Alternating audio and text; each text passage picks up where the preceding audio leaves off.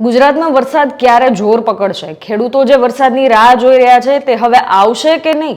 અને આખરે ચોમાસું આટલું ખેંચાવાનું કારણ શું છે? હવામાન નિષ્ણાંત આંબાલાલ પટેલે હવે જુલાઈના અંતથી લઈ અને ઓગસ્ટ મહિનાની શરૂઆત સુધીની મોટી આગાહી કરી છે. આવો જોઈએ કે આંબાલાલ પટેલનું શું કહેવું છે. તારીખ 20 સુધીમાં છૂટાછવાયા ઝાપટા પડવાની શક્યતા છે. દક્ષિણ ગુજરાતમાં વરસાદની ઝાપટા પડવાની શક્યતા રહેશે. આ ઉપરાંત અન્ય ભાગોમાં પણ વરસાદી ઝાપટા પડવાની શક્યતા છે. કોઈ ભાગમાં વધુ વરસાદ ઝાપટા પડવાની શક્યતા રહે. તારીખ એમજીઓ પેસિફિક મહાસાગરમાં લગભગ નબળી સ્થિતિમાં આવતા બંગાળ ઉપસાગરની શાખા સક્રિય થવાની શક્યતા રહેશે. એટલે તારીખ લગભગ 18 થી 22 અને 24ની આસપાસ બંગાળ અને ઉપસાગરની શાખા સક્રિય થાય અને વેસ્ટર્ન ડિસ્ટર્બન્સ તો એક પછી એક આવતા જાય, જેના લીધે તારીખ 22 થી 30 જુલાઈમાં રાજ્યના ભાગોમાં વરસાદ થવાની શક્યતા રહેશે. જેમાં મધ્ય ગુજરાતના કેટલાક ભાગમાં ભારે વરસાદની ઝાપટા પડી શકે. અમદાવાદ ગાંધીનગરમાં ભાગોમાં પણ ભારે વરસાદ ઝાપટા મળી શકે. ઉત્તર ગુજરાતના ભાગોમાં પણ ક્યાંક હળવા ભારે વરસાદની ઝાપટા મળી શકે અને લગભગ સાબરકાંઠાના ભાગો, અરવલ્લીના ભાગો અને પંચમહાલના ભાગોમાં પણ હળવા ભારે વરસાદની ઝાપટા પડવાની શક્યતા રહેશે.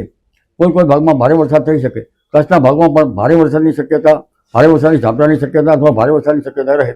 ઉત્તર સૌરાષ્ટ્રના ભાગોમાં પણ વરસાદની શક્યતા રહે. ઉલ્લેખનીય છે ત્યારે 24, 25, 26માં મુંબઈ, મહારાષ્ટ્રના ભાગોમાં સારો વરસાદ થવાની શક્યતા છે. 13 જુલાઈ સુધીમાં દક્ષિણ ગુજરાતના ભાગોમાં પણ ભારે વરસાદ થવાની શક્યતા છે અને તારીખ 27 થી 30 જુલાઈમાં દક્ષિણ સૌરાષ્ટ્રના ભાગો, સૌરાષ્ટ્રના ભાગો, પશ્ચિમ સૌરાષ્ટ્રના ભાગો અને ઉત્તર સૌરાષ્ટ્રના ભાગોમાં પણ હાલારમાં, ગોળીબારમાં તેમજ સોરઠમાં પણ સારો વરસાદ થવાની શક્યતા રહેશે. જી. ખેડૂત ભાઈઓ છે ખેતરમાં ડ્રોન ઉડાવતા હોય છે ત્યારે આપણે એક પ્રશ્ન સતાવતો હોય છે કે જે આપણે અત્યાર સુધી જીપીએસ ટેકનોલોજીવાળા ડ્રોન વાપર્યા છે, જેથી કરીને મોબાઈલ ટાવર છે અથવા તો હાઈ ટેન્શન લાઇન પસાર થતી હોય, કોઈ વૃક્ષો હોય, ત્યારે જે જીપીએસ ટેકનોલોજીવાળા ડ્રોન છે એમાં ટકરાય અને ટ્રેસ થાય છે. પણ એગ્રીવન લાવ્યું છે જીએનએસએસ ટેકનોલોજી ડ્રોન, જેથી કરીને એ ડ્રોન છે એ કોઈ જગ્યાએ ટકરાય નહીં, પોતાની રીતે જ ડિસિઝન લે છે અને મૂવ થઈ જાય છે. જેથી કરીને જીએનએસએસ ટેકનોલોજી ડ્રોન છે એ વાપરવાનો આગ્રહ રાખો. ગુજરાતમાં ઘણા વિસ્તારોમાં હજુ પણ લોકો સારા વરસાદની રાહ જોઈ રહ્યા છે. ક્યાંક માત્ર છૂટાછવાયા ઝાપટા પડી રહ્યા છે તો ક્યાંક ખેતરો હજુ પણ પાણી માટે તરસી રહ્યા છે. હવે આવા સમયે હવામાન નિષ્ણાંત આંબાલાલ પટેલે આગામી દિવસોને લઈને મહત્વની આગાહી કરી, જેમાં આંબાલાલ પટેલના જણાવ્યા પ્રમાણે 19 થી 21 જુલાઈ દરમિયાન રાજ્યના ઘણા ભાગોમાં વરસાદી ઝાપટા પડવાની શક્યતા છે. જોકે આ સમયગાળામાં રાજ્યભરમાં સાર્વત્રિક ભારે વરસાદ જોવા મળે તેવી શક્યતાઓ ઓછી છે. અને સૌથી મહત્વની વાત એ છે કે તેમણે ચોમાસું ખેંચાવાનું કારણ પણ જણાવ્યું. તેમના કહેવા પ્રમાણે હાલ બુધ અને શુક્ર ગ્રહ છે એ અનુકૂળ સ્થિતિમાં નથી, જેના કારણે ગુજરાતમાં જે પ્રકારનો વ્યાપક વરસાદ થવો જોઈએ તે જોવા મળતો નથી. પરંતુ હવે સ્થિતિમાં ધીમે ધીમે ફેરફાર થવાની સંભાવનાઓ વ્યક્ત કરવામાં આવી છે. 22 જુલાઈથી રાજ્યના કેટલાક વિસ્તારોમાં ભારે વરસાદની શરૂઆત થઈ શકે છે. ખાસ કરીને દક્ષિણ ગુજરાતમાં વરસાદી ઝાપટા અને સારા વરસાદની શક્યતાઓ વ્યક્ત કરવામાં આવી છે. આંબાલાલ પટેલે સ્પષ્ટ કર્યું છે કે હાલની ગ્રહની સ્થિતિના કારણે વરસાદમાં વિલંબ થયો છે, પરંતુ જુલાઈના અંતિમ સપ્તાહથી પરિસ્થિતિ અનુકૂળ બનતી જોવા મળી શકે છે. આગાહી પ્રમાણે 24, 25 અને 26 જુલાઈ દરમિયાન મુંબઈ અને મહારાષ્ટ્રના અનેક વિસ્તારોમાં સારા વરસાદની સંભાવના છે, જેની અસર ગુજરાતના કેટલાક વિસ્તારોમાં પણ જોવા મળી શકે છે.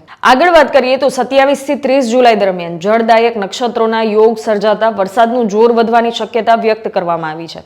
એટલે કે જુલાઈનો અંતિમ સપ્તાહ છે એ ખેડૂતો માટે રાહત લઈને આવી શકે છે. હવે માત્ર જુલાઈ જ નહીં, ઓગસ્ટ મહિનાને લઈને પણ આંબાલાલ પટેલે આશાવાદી આગાહી કરી છે. તેમના જણાવ્યા પ્રમાણે ઓગસ્ટમાં સૂર્ય, ચંદ્ર, બુધ અને ગુરુ કર્ક રાશિ જેવી જળ રાશિમાં હોવાથી સારા વરસાદના યોગ બની રહ્યા છે. વરસાદનો માર્ગ ઉત્તર ભારત તરફ રહેવાની સંભાવના છે, પરંતુ તેની અસર ગુજરાતના અનેક વિસ્તારોમાં પણ થઈ શકે છે. તેમણે એમ પણ જણાવ્યું છે કે ઓગસ્ટની શરૂઆતમાં અણધારો વરસાદ પણ પડી શકે છે. એટલે કે જ્યાં વરસાદની ખાસ સંભાવના ન હોય ત્યાં પણ અચાનક વરસાદ જોવા મળી શકે છે.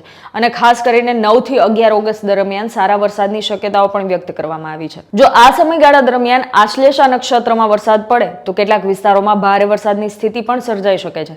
જિલ્લાઓની વાત કરીએ તો અમદાવાદ, ગાંધીનગર, અરવલ્લી, મહેસાણા, સાબરકાંઠા, બનાસકાંઠા અને પોરબંદર સહિતના વિસ્તારોમાં વરસાદની સંભાવના વ્યક્ત કરવામાં આવી છે. અંતમાં આંબાલાલ પટેલે એક મહત્વની વાત પણ કરી છે. તેઓ કહે છે કે આ આગાહી સંપૂર્ણપણે ટેકનિકલ અને જ્યોતિષીય ગણતરીઓની આધારે કરવામાં આવે છે. જેને માનવું હોય તે માને, ન માનવું હોય તે ન માને. એ વ્યક્તિની પોતાની સમજ અને માન્યતા પર આધાર રાખે છે. આવું આંબાલાલ પટેલનું કહેવું છે. હાલ માટે રાજ્યના ખેડૂતો અને સામાન્ય લોકોની નજર હવે જુલાઈના અંતિમ સપ્તાહ અને ઓગસ્ટના પ્રથમ પખવાડિયા પર રહેલી છે. હવે જોવું રહ્યું કે આંબાલાલ પટેલની આ આગાહી કેટલી સાચી સાબિત થઈ છે અને ચોમાસું ગુજરાતમાં ક્યારે જોરદાર એન્ટ્રી કરે છે. આ સાથે જ હવામાનની અંદર સમયાંતરે ફેરફાર આવતા રહેતા હોય છે. તો એ તમામ અપડેટ્સ તમારા સુધી પહોંચાડતા રહેશું. આ માટે જોડાયેલા રહો સ્વરાજ સાથે.